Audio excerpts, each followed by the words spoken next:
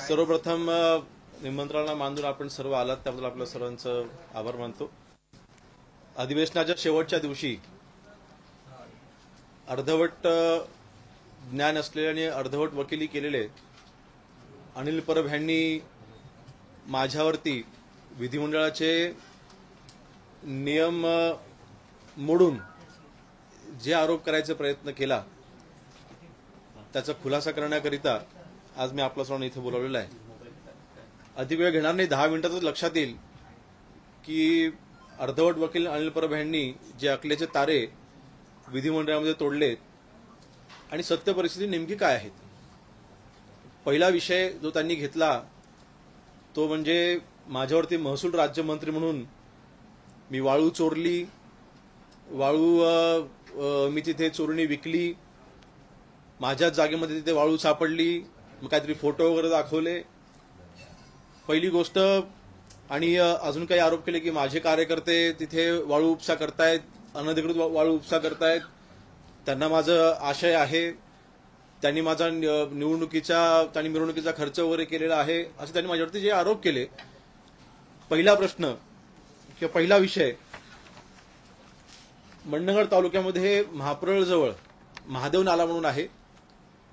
या महादेव नाल्यामध्ये त्या आजूबाजूच्या शेतांमध्ये, घरांमध्ये, गावामध्ये, वाड्यांमध्ये अतिवृष्टीमुळे त्या नाल्याचं पाणी त्या गावात शिरतं आणि म्हणून तिथला गाळ हा उपसला गेला पाहिजे, तिथला गाळ हा काढला गेला पाहिजे अशा पद्धतीची ग्रामपंचायतची मागणी। त्या ग्रामपंचायतच्या मागणीच्या आधारे 2022ला आमदार असताना माझी मागणी ही मी जिल्हाधिकाऱ्याकडे रीतसर केली होती। जी काही कायदेशीर प्रक्रिया पूर्ण करून ज्या व्यक्तीने तिथे गाळ काढण्यासाठीची परवानगी मागितली त्या व्यक्तीला रीतसर नियमानुसार कायद्यानुसार गाळ काढण्याची परवानगी दिली गेली। त्यांच्याकडे 2023 ते 2024 या 1 ते 1.5 वर्षाच्या कालावधीमध्ये 500 ब्रासची रॉयल्टी ही 100 असं करून 500 ब्रासची रॉयल्टी भरून घेतली गेली। त्यांनी तो गाळ तिथे काढला आणि रीतसर कायदेशीर त्यांनी तिथे कारवाई केली। त्यानंतर पुन्हा ह्या मे महिन्यामध्ये तर पुन्हा 500 ब्रासची त्यांना परवानगी दिली गेली। विशेष म्हणजे ही 500 ब्रासची पुढची परवानगी देत असताना हायकोर्टाच्या आदेशाने ज्या अकीब मुकादम ज्या कार्यकर्त्याचं आमच्या तिथे नाव घेतलं गेलं, ह्या कार्यकर्त्यांच्या नावाने किंवा ह्या कार्यकर्त्यांनी हायकोर्टामध्ये जे अपील केलं त्या अपिलानुसार त्यांना तिथे हायकोर्टाची परवानगी मिळाली आणि हायकोर्टाच्या परवानगीनुसार 500 ब्रासची वाळू तिथे त्यांना रॉयल्टी भरण्यात आली। म्हणजे respondent number 4 directed to issue the royalty book for carrying out the permitted work, ही हायकोर्टाची ऑर्डर आहे। मे महिन्यामध्ये हायकोर्टाची परवानगी घेऊन त्यांनी वाळू नाही गाळ उपसा तिथे केलेला आहे। आता अर्थातच ह्या सगळ्या परवानग्या मिळाल्याच्या नंतर त्यांनी रीतसर तिथे कारवाई केली। त्यांचं अजून एक म्हणणं होतं की तिथे ईटीएसची मोजणी झाली, मग ईटीएसची मोजणीचा अहवाल अजून का आला नाही। त्यांचं अजून एक अज्ञान समोर येत आहे। माझ्या माहितीप्रमाणे अशा ठिकाणी ईटीएसची मोजणी केल्या जात नाहीत किंवा ईटीएसची मोजणी ह्या बाबतीमध्ये या संदर्भामध्ये ईटीएसची मोजणी झालेलीच नाहीये। मग अहवालाचा प्रश्न उद्भवतो कुठे। दुसरं त्यांचं अज्ञान किंवा खोटं बोलणं बघा कसं आहे ते। त्यांनी फ्लोअरवरती सांगितलं की रत्नागिरीच्या जिल्हाधिकाऱ्यांना मी 8 की 10 कधी पत्र लिहिली आहेत आणि मंत्र्यांच्या दबावामुळे आम्हाला आमदारांची तिथे किंमत नाही किंवा आमदारांना तिथे रिस्पॉन्स केला जात नाही किंवा त्यांना पत्रावर एका पत्राचं उत्तर देखील दिलं जात नाही। माझ्या माहितीप्रमाणे रत्नागिरी जिल्हाधिकारी कार्यालयामध्ये मागच्या 1.5-2 वर्षामध्ये अनिल परबांनी एकही पत्र पाठवलेलं नाही, एकही पत्र पाठवलेलं नाही। जे एक पत्र पाठवलं होतं 2 वर्षापूर्वी त्याचं उत्तर देखील जिल्हाधिकारी मोदन त्यांना दिलेलं होतं। त्यांनी बैठकीचं पत्र दिलं होतं, त्यांनी बैठकीची तारीख त्यांना विचारली होती, उलट ह्यांनीच त्यांना कुठलाही त्याचा रिस्पॉन्स दिलेला नाही। हे दुसरं खोटं। असे अनेक खोटे आरोप त्यांनी माझ्यावरती काल तिथे विधिमंडळामध्ये केले। या सगळ्या प्रति मी आपल्या सर्वांना देणार आहे। दुसरा विषय, खेड जगबुडी नदीमध्ये आणि नारंगी नदीमध्ये जो तिथे गाळ काढला जातो, आपल्या सर्वांना माहिती की खेड शहरामध्ये गेले अनेक वर्षापासून पुराचं पाणी शिरतं। 2005 असेल, 6 असेल, अनेक वर्ष गेलं, मला वाटतं 6-7 वेळेला मागच्या 10 वर्षामध्ये खेड शहरामध्ये पाणी शिरतं आणि अतिवृष्टी होते। तिथला गाळ काढला जावा, चिपळूणच्या धर्तीवरती तिथला गाळ काढला जावा अशी मागणी ही अनेक वर्षांपासून तिथल्या नागरिकांची होती। मी देखील त्याचा पाठपुरावा करत होतो। पहिली गोष्ट, पहिलं खोटं त्यांचं या बाबतीमध्ये वक्तव्य की जगबुडी नदीमधला गाळ किंवा वाळू, त्यांनी हा शब्द वापरला की ती गरीब शेतकऱ्यांच्या घरकुलासाठी वापरली जाणारी वाळू.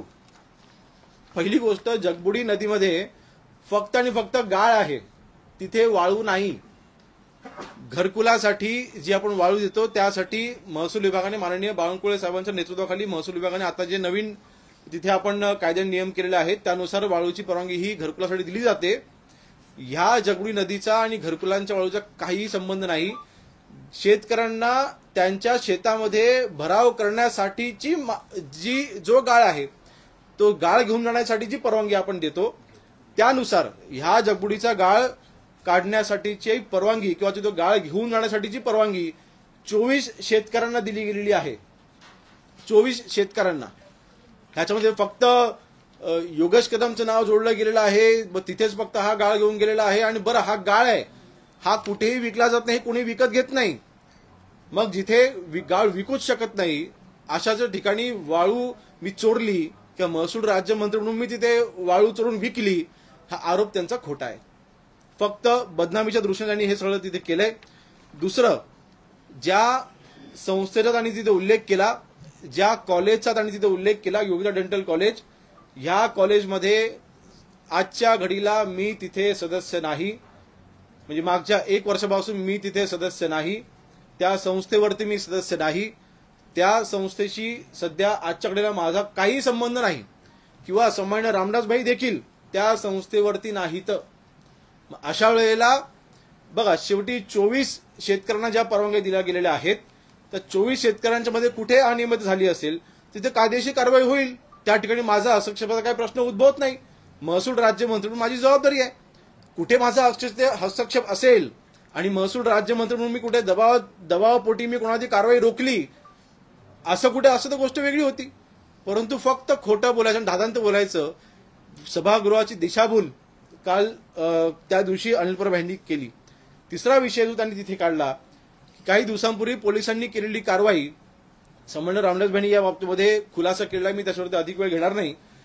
परंतु पुन्हा त्यांनी अकलेचे तारीखे तोडलेत आणि अर्धवट वकील म्हणून त्यांनी त्यांचं ज्ञान जे तिथे वाटलंय, त्यांनी जो तिथे कायदा वाचून दाखवला की एखाद्या व्यक्ती म्हणजे त्या जर का एखाद्या प्रिमाइसवरती कारवाई झाली तर त्याला बॉम्बे प्रोहिबिशन ऍक्ट नुसार सेक्शन 79 नुसार हा मालकच जबाबदार असतो, त्यांना तिथे क्लेम केलं. परंतु पुन्हा इथे दिशाभूल कशी केली बघा, जी कारवाई झालेली आहे ती त्या बॉम्बे प्रोहिबिशन ऍक्ट नुसार झालेलीच नाही. सेक्शन 79 नुसार हा तिथे लागूच होत नाही. जी कारवाई झालेली आहे ती Maharashtra prohibition of obscene dance in hotel, restaurant and bar rooms and protection of dignity of women section 8 नुसार त्याच्यामध्ये स्पष्ट म्हटलेलं आहे या ऍक्टमध्ये की जर का, मी ते वाचून दाखवतो आपल्याला,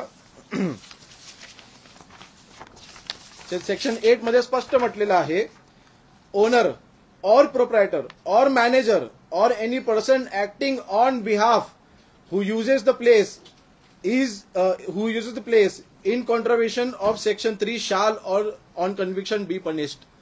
जो तिथे ज्याचा तिथे ताबा आहे, जो तिथे ज्याने ती वस्तू भाड्यावरती घेतलेली आहे तीच व्यक्ती त्यासाठी जबाबदार राहील.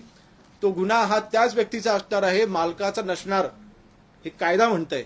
मग सभागृहामध्ये चुकीच्या कायद्याचा रेफरन्स देऊन जे माझ्या आईची बदनामी करायचा प्रयत्न केला, ज्या गोष्टीची माझ्या आईचा काहीही संबंध नाही, म्हणजे आता हे अर्धवट वकील इतक्या खालच्या पातळीवरती गेलेले आहेत, महाविकास आघाडीचे नेते इतक्या खालच्या पातळीवरती गेलेले आहेत की चुकीचे आरोप करून मंत्र्यांच्या आईंना पण बदनाम करायचं. आईला तरी ह्याच्यामध्ये आणू नका. इतकं घाणेरडं राजकारण जर तुम्हाला करायचं असेल भिडा ना आमच्याशी. एवढं घाबरत असाल आणि माझ्या आईची खोटी बदनामी महाराष्ट्रासमोर तुम्ही जी केली आहे, तुम्हाला माफी मागावी लागेल. तुम्हाला माफी मागावी लागेल. त्या दिवशी तुम्ही म्हटलात की आराराबांचे शाप लागतील. याच ठिकाणी काही दिवसांपूर्वी मी स्वतः पत्रकार परिषद घेऊन सांगितले, गृहराज्यमंत्री म्हणून महाराष्ट्रामध्ये अनधिकृत बार जे चाललेत त्यांच्यावरती कारवाई ही मी स्वतः सुरू केलेली आहे. अशा वेळेस जे काही म्हटलं जातंय, म्हणजे जर का माझ्या ह्याच्यामध्ये कुठला चुकीचा हेतू असता किंवा मला या गोष्टी लपवून ठेवायच्या असत्या तर मी कारवाई झालीच नसती. झालेल्या कारवाईवरती मी हस्तक्षेप केला असता. गृहराज्यमंत्री म्हणून आज जे माझ्याकडे पॉवर आहे त्याचा मी दुरुपयोग केला असता. तसं मी काहीच केलेलं नाही. अशा वेळेस जे काय तिथे शब्द वापरला त्यांनी समोर काय शब्द वापरला तिथे, conflict of interest. Conflict of interest अर्धवट वकिलांना करायची त्याचा अर्थ माहिती नाही. कॉन्फ्लिक्ट ऑफ इंटरेस्ट कशाला म्हणतात? जर का एखादा मंत्रीपदाचा उपयोग करून घेऊन तुम्ही स्वतःच्या कुटुंबियांना फायदा मिळवून दिला, ह्याचा फायदा कुठला झालाय? कुठे फायदा झालाय? म्हणून फक्त बदनामी करायची आणि आमच्या कदम कुटुंबियांचं नाव खराब करायचा प्रयत्न करायचा, माझ्या आईचं नाव खराब करायचा तुम्ही प्रयत्न जो केलेला आहे, तुम्हाला 100% महाराष्ट्रामध्ये सगळ्या माता भगिनींचे शाप लागतील. आरआरबांना माहिती, आरआरबा वरून पाहत असतील. एक गृहराज्यमंत्री म्हणून त्यांना माझ्याकडनं जे काम अपेक्षित ते मी करायचं प्रामाणिकपणे प्रयत्न करतोय. महाराष्ट्रामध्ये अनधिकृत बार रोखण्यासाठी मी जी मोहीम चालू केलेली आहे, मागच्या जर का तुम्ही एक दीड महिन्याचं तुम्ही आलेख घ्या, महाराष्ट्रामध्ये नवी मुंबई असेल, मीरा भाईंदर असेल, या ठिकाणी अनधिकृत बारवरती आपण ज्या कारवाया केलेल्या आहेत आपण धडक कारवाई आणि अग्रेसर कारवाई केलेल्या आहेत. आणि आज पुन्हा एकदा सांगतोय की या अशा सगळ्या गोष्टीने मी कधी डिस्टर्ब होत नसतो. आज गृहराज्यमंत्री म्हणून जी माझ्यावरती जबाबदारी आहे ती पार पाडत असताना ह्या कारवाया अजून कडक मी करणार आहे. या अशा कारवाया, या अनधिकृत बारच्या ज्या वरती कारवाई आहेत त्या अजून आम्ही गांभीर्याने घेऊन आम्ही अजून त्याच्यामध्ये अग्रेसर मी स्वतः त्याच्यामध्ये उतरणार आहे. दुसरं, माझे कार्यकर्ते वाळूपसा करतायत. आता कशा पद्धतीने हायकोर्टाच्या परवानगीने ते तिथे काम करताय हे मी पाहिलंय. आता माझ्या मिरवणुकीमध्ये माझा कार्यकर्ता जर का अधिकृत व्यवसाय करत असेल, हायकोर्टाच्या परवानगीने व्यवसाय करत असेल आणि त्याचे तुम्ही आमच्यावरती आक्षेप घेत असाल आणि बदनामी करत असाल तर आम्ही ते सहन करणार नाही. मग तुमचे कार्यकर्ते काय करतायत? अनिल परब यांचा केबलचा व्यवसाय मुंबईमध्ये आहे. मग त्या केबलच्या व्यवसायामध्ये त्यांच्यासोबत कोण कोण गुंड जोडले गेलेले आहेत ह्याची देखील माहिती आपण दिली पाहिजे. अनिल परब केबलचा व्यवसाय हाताळत असताना त्यांचे जे सहकारी आहेत, त्यांची अशी काही लोक आहेत, त्यांचे असे काही कार्यकर्ते आहेत जे गुंडगिरी करून वसुली करतायत. मग त्याच्या बाबतीत तुम्ही काय बोलणार आहात? आज गृहराज्यमंत्री म्हणून त्या सगळ्याची देखील चौकशी आम्ही करणार आहोत. आपल्याला माहिती असेल काही दिवसांपूर्वी विधिमंडळामध्ये गुरुवारच्या दिवशी एक लक्षवेधी लागली होती. मला वाटतं शेवटच्या दिवशी लक्षवेधी लागली होती. त्याचं उत्तर मी दिलं होतं गृहनिर्माण मंत्री महोदयांच्या बिहाफवरती. आणि त्यावेळेस प्रेमनगर मधली एक झोपडपट्टी पुनर्विकास वसनाचा प्रकल्पाचा विषय तिथे आला होता. आपण त्याची माहिती घ्या. तिथे ज्या पद्धतीने लोकांना फसवलं गेलंय, 103 कोटीचं भाडं 2016 पासून थकवलेलं आहे आणि त्याचं भूमिपूजनाला अनिल परब स्वतः गेले होते. त्यांच्या कार्यकर्त्यांवरती 10 दिवसापूर्वी तिथे गुन्हा दाखल झालेला आहे. ती जी स्कीम ज्या पोलीस स्टेशनच्या अंडर आहे त्या पोलीस स्टेशनमध्ये अनिल परबच्या जवळच्या कार्यकर्त्यावरती गुन्हा दाखल झालेला आहे. मग त्याच्याबद्दल तुमचं काय म्हणणं आहे? त्यांच्यावरती 25-25 लाख खाल्ल्याचे आरोप आहेत आणि कदाचित मला शंका आहे, आम्ही आता चौकशीचे आदेश मी त्या उत्तरामध्ये दिले, कदाचित त्यामध्ये शंका आहे की अनिल परब देखील त्याच्यामध्ये सामील आहेत. मग अशा वेळेला एक बोट जेव्हा तुम्ही दुसऱ्याकडे दाखवताय, 3 बोट स्वतःकडे, ह्याचं तुम्ही भान ठेवा. आणि जे माननीय शिंदे साहेबांनी काल सांगितलं, काचेच्या घरात राहणाऱ्यांनी दुसऱ्यावरती दगड मारू नये. आम्ही जर का सुरुवात केली, सत्तेचा दुरुपयोग करायला आम्हाला कोणी शिकवलेलं नाही, पण कायदा कुठे मोडीत काढला असेल तर त्याच्यावर कारवाई करायला देखील आम्ही पुढे मागे पाहणार नाही. आणि म्हणून मला वाटतं जे काही सभागृहामध्ये तिथे विषय मांडले गेले ते धादांत खोटे आणि फक्त महायुतीच्या नेत्यांना बदनाम करण्याकरता योगेश कदम म्हणून मी आज पुन्हा एकदा सांगतोय, जे काही 3 प्रकरण त्यांनी सांगितली, या तिन्ही प्रकरणामध्ये प्रत्यक्ष किंवा अप्रत्यक्ष योगेश कदमचा काडी मात्रही संबंध नाही. म्हणजे मी पहिल्या दिवशी सांगितलं होतं, प्रत्यक्ष काय संबंध आला तर नक्कीच मी राजकारणामध्ये मी असं माझं वक्तव्य होतं. त्या वक्तव्यात आजही ठाम आहे. प्रत्यक्ष अप्रत्यक्ष तुम्ही सिद्ध करून दाखवा ना, गोल गोल गोल फिरवून. म्हणून मला वाटतं जे काही मी आता सांगितलं हे सगळे कागदपत्र मी आपल्याला देणार आहे. कशा पद्धतीने सभागृहाची दिशाभूल केली. आणि विशेष म्हणजे मी आज पुढच्या 2 दिवसामध्येच माननीय सभापती महोदयांनी आणि अध्यक्ष महोदयांना मी पत्र देणार आहे की त्यांनी 35ची नोटीस दिल्याशिवाय मी सभागृहामध्ये अनुपस्थित असताना त्यांनी हे सगळे आरोप माझ्यावरती मंत्री म्हणून केलेले आहेत, जे नियमबाह्य आहे, ते रेकॉर्डवरून काढण्यासाठी मी सभापती महोदयांना आणि त्याच्यावरती रीतसर नियमानुसार कारवाई करण्यासाठी मी सभापती महोदयांना स्वतः पत्रव्यवहार करणार आहे आणि त्याच्यावर कारवाई करण्यास सांगणार आहे. आणि विधिमंडळामध्ये अनिल परब ह्याच्यावरती मी हक्कभंग देखील दाखल करणार आहे. तुम्ही काही दिवसांपूर्वी अनधिकृत डान्स बारवर कारवाई केली होती, मध्यरात्री धाड टाकली होती, तो एक प्रकरण किंवा तशा प्रकारची कारवाई तुम्ही गृहराज्यमंत्री म्हणून करताय, म्हणून हा आरोप विरोधकांकडून किंवा रामदासभाई सातत्यानं मातोश्रीवर पण टीका करतात, हे दोन तीन कारण असू शकतं ना. सामान्य रामदासभाईंनी जी शंका व्यक्त केली, जो संशय व्यक्त केला, 28 तारखेला मला वाटतं 28 तारखेला नाही 28 तारखेला नवी मुंबईमध्ये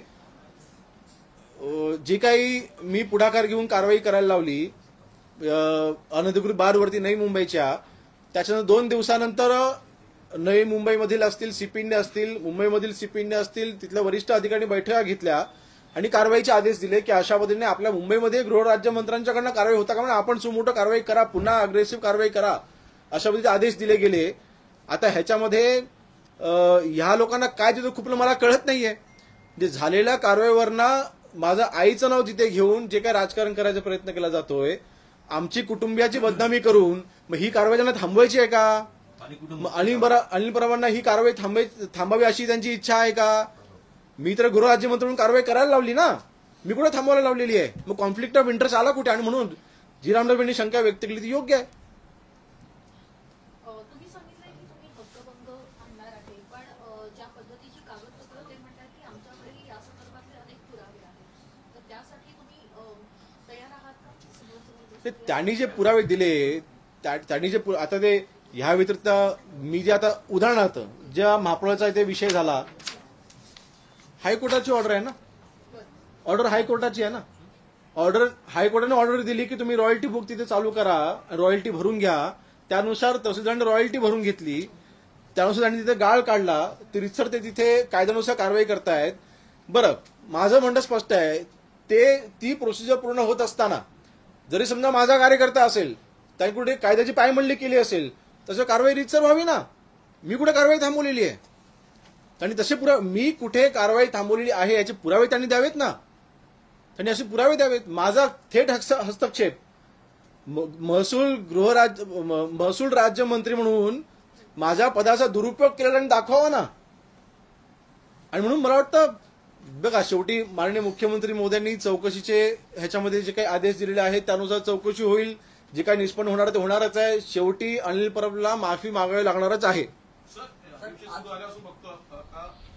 जे आमदार असतील किंवा मंत्री असतील त्यांच्यावर आरोप होताना दिसल्यावर संजय शिरसाट असतील, प्रताप सरनाईक असतील, संजय राठोड असतील, त्यांच्या शेवटी तुमच्यावरती आरोप झालेले आहेत. काय कसं बघताय सर्व गोष्टीला? नाही, काही नाही. सत्तेच्या बाहेर गेलेल्याचं फक्त त्यांना पोटसूर उठलं, दुसरं काही नाही. स्वतः मंत्री असताना, अनिल परब स्वतः मंत्री असताना त्यांच्यावरती अंडरवर्ल्डची कनेक्शन असल्याचे आरोप होते. हे ते विसरले का? म्हणून सत्तेमध्ये येऊ शकले नाही, स्वतःच्या घरात मंत्रिपद येऊ शकले नाही, ह्याचं त्यांना पोटसूर उठलेलं आहे. दुसरं कारण काय असू शकते? आज तरुण मंत्री म्हणून माझी जबाबदारी आहे की माझा कारभार हा स्वच्छ असला पाहिजे आणि तो करायचा मी प्रामाणिकपणे प्रयत्न करतोय आणि यापुढेही करत राहीन. परंतु मला वाटतं फक्त राजकारण म्हणून, आमची बदनामी करण्याकरता म्हणून, सामान्य रामदासभाईंची बदनामी करण्याकरता म्हणून, आमच्या कदम कुटुंबियांची बदनामी करण्याकरता म्हणूनच हे फक्त राजकारण चाललं, दुसरं काहीही नाही.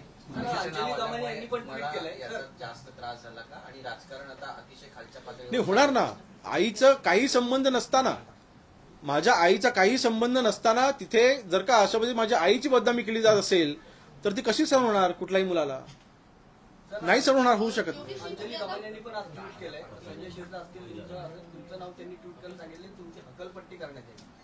अंजली दमानी आहे बघा, त्या सामाजिक कार्यकर्ता आहेत, ठीक आहे, त्यांना माझी बाजू आता कदाचित माझ्या पत्रकार परिषदेमध्ये काही डॉक्युमेंट मी त्यांना देखील पाठवून देईन. कशा पद्धतीने आरोप चुकीचे आहेत, कशा पद्धतीने माझी इन्व्हॉल्वमेंट हे त्यांना देखील मी पाठवून देईन. त्यांना मी अतिशय जवळनं ओळखतो, त्या अतिशय प्रामाणिक आहेत, त्यांच्याकडे मी सगळे माझे डॉक्युमेंट पाठवून देईन. मला विश्वास आहे की त्या योग्य बाजू घेतील.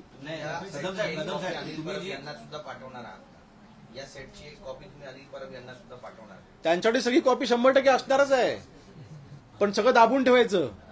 स्वतःला हवं ते सोयीचे डॉक्युमेंट फक्त फोटो दाखवायचे, या कुठे गोष्टी दाखवायच्या नाहीत, ही त्यांची नीती आहे. म्हणून तर ते खोटं बोलतायत. म्हणजे गोष्टी माहित नाही असं तर भाग नाही, ते खोटं बोललेले आहेत. हे सगळं माहिती असताना देखील कशासाठी? योगेश कदमला बदनाम करण्यासाठी. तुम्ही आरोप केलेले आहे की अनिल परब यांचेही अनेक गुंड जे वसुली करतात, तुम्ही त्यांच्यासाठी काही कारवाई करणार आहात का, किंवा काही प्लॅन कसं असेल का जे वसुली करणार आहे? आताच 10 दिवसापूर्वीच मगाशी मी जो उल्लेख केला, काही दुकान त्यांच्या कार्यक्रमामध्ये गुन्हे दाखल झालेले आहेत. संजय कदम म्हणून त्यांचा अतिशय जवळचा कार्यकर्ता आहे, त्याच्यावर आत्ताच काही दिवसांपूर्वी गुन्हा दाखल झालेला आहे. मग जे तुमचे स्वतःचे जवळचे कार्यकर्ते हे तिथे वसुलीच्या नावाने त्यांच्यावर गुन्हे दाखल होत असतील किंवा जे काही कायदेशीर जी काही कारवाई झालेली आहे त्यांच्यावरती नेमकी जी काही कलमं आहेत ती मी आपल्याला माहिती देईन. परंतु जर का आणि त्यांच्यावरती मंत्री असताना देखील त्यांच्यावरती झालेले आरोप याकडे देखील नक्की दुर्लक्ष करून चालणार नाही. गरज पडली त्याची देखील आम्ही चौकशी करणार ना. ती चौकशी होणार, ती फाईल पुन्हा- बरोबर अब्रुवृक्षाचे दावा टाकणार का? कोर्टामधून नाही, गरज पडली तर आम्ही नक्कीच जाऊ. मान्य रामदास भेंडे देखील त्या बाबतीत काल वक्तव्य केलंय. आमची जी बदनामी झालेली आहे, जे खोटं बोलून आमची बदनामी केलेली आहे, सभागृहाची गरिमा ही त्यांनी तिथे पूर्णपणे मोडीस काढून फक्त त्या सभागृहाचा राजकारणासाठी त्यांनी वापर केला, खोटे पुरावे दिले, खोट्या गोष्टी केल्या, त्याची खोटी वक्तव्य केली. अशा वेळेला त्यांच्यावरती नक्कीच आम्ही तपासून बघू आणि जर का मानहानीचा दावा दाखल करता यायचा आम्ही नक्कीच करू. दुसरी एक गोष्ट त्यांनी तिथे उल्लेख केला की माझ्या काही अनेक कार्यकर्त्यांमध्ये गुन्हा दाखल आहे. त्या जो महादेव नाला जो महापौरचा मंडणगडचा विषय होता, मागच्या 8 वर्षामध्ये म्हणजे जेव्हापासून मी दापोली मतदारसंघात सक्रिय झालेलो आहे तेव्हापासून त्यांच्यावरती एकही गुन्हा नाही. गुन्हेगार प्रवृत्तीची लोक कोणाचे कार्यकर्ते आहेत हे आपल्या सर्वांना माहिती आहे, हे महाराष्ट्राला माहिती आहे. आणि म्हणून मला वाटतं माझ्या कार्यकर्त्यांवरती गुन्हे दाखल आहेत. त्या काही 2-3 त्यांनी कार्यकर्त्यांचं नाव देखील घेतलं. त्यांच्यावरती मागील 8 वर्षामध्ये काहीच गुन्हे दाखल नाही. तुम्ही गृहराज्यमंत्री म्हणून जी धडक कारवाई करता योगेश सर, तुम्ही जी धडक कारवाई करता त्याच्यामागे एक कंपू असा आहे का जो नाराज आहे आणि या पूर्ण प्रकरणामागे तो करता करविता आहे? नाही, मी अशांची फिकर मी करत नाही. मी ज्या कारवाया करतोय राज्यामध्ये त्या कारवाया चालू राहतील. मी अशा भीतीला मी कधी भीक घातलेली नाही. जे काही गृहराज्यमंत्री म्हणून मला अधिकार आहे त्या अधिकारामध्ये अनधिकृत चाललेल्या गोष्टींवरती माझी कडक नजर असणार, त्यांच्यावरती मी कारवाई करत राहणार. योगेश कदम यांच्या रडारवर आल्याचा किती रुपयांचा मानहानीचा दावा? नाही, ते आम्ही वकिलांसोबत बसू आणि त्याच्यावरती आम्ही जे काही दावा करायचा आम्ही नक्कीच करू. जे काही आमची बदनामी झालेली आहे हे मात्र खरं आहे आणि त्याच्यावरती रितसर कारवाई आम्ही नक्कीच कायदेशीर करू. अनिल परब हे मातोश्रीच्या अगदी जवळचे मानले जातात. तुम्ही म्हणाला की त्यांच्या केबलचे पण व्यवसाय आहेत. मग अनिल परब आता योगेश कदम यांच्या रडारवर आहेत?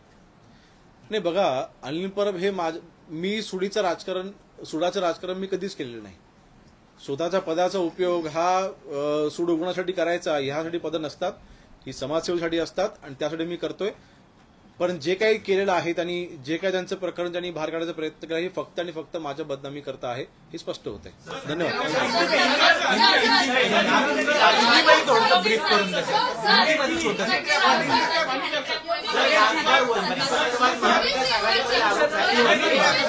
त्यामध्ये सुद्धा त्या केसचं सध्या काय स्टेटस आहे? हिंदीमध्ये घेऊया. हिंदीमध्ये घेतो आम्ही थांबवतो. एक महत्वाचा प्रश्न आहे. हिंदीमध्ये सचिव आहेत, अनेक मंत्रालयीन अधिकाऱ्यांची फसवणूक झालेली आहे.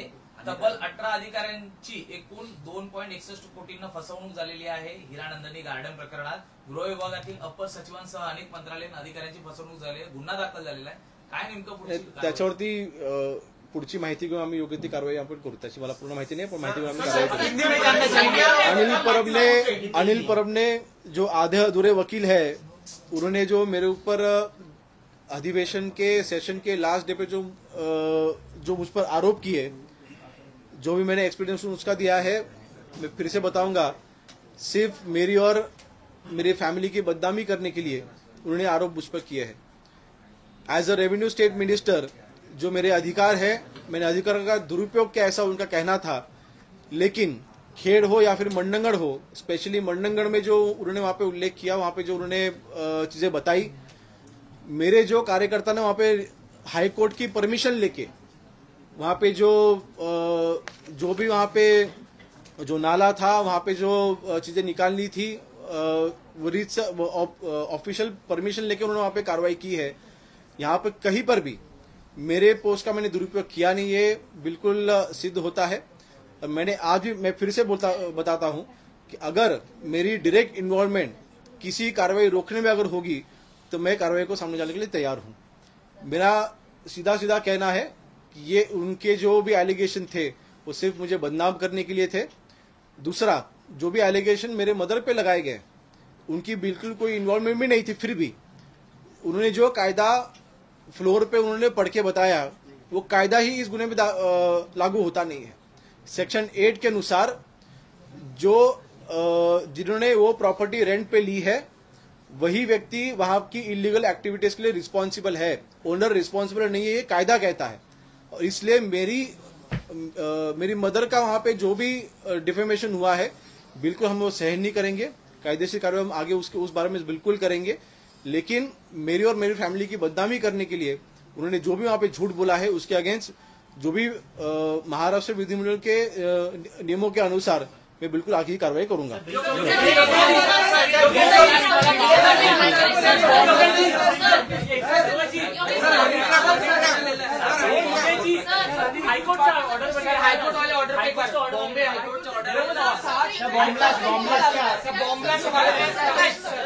चला धन्यवाद।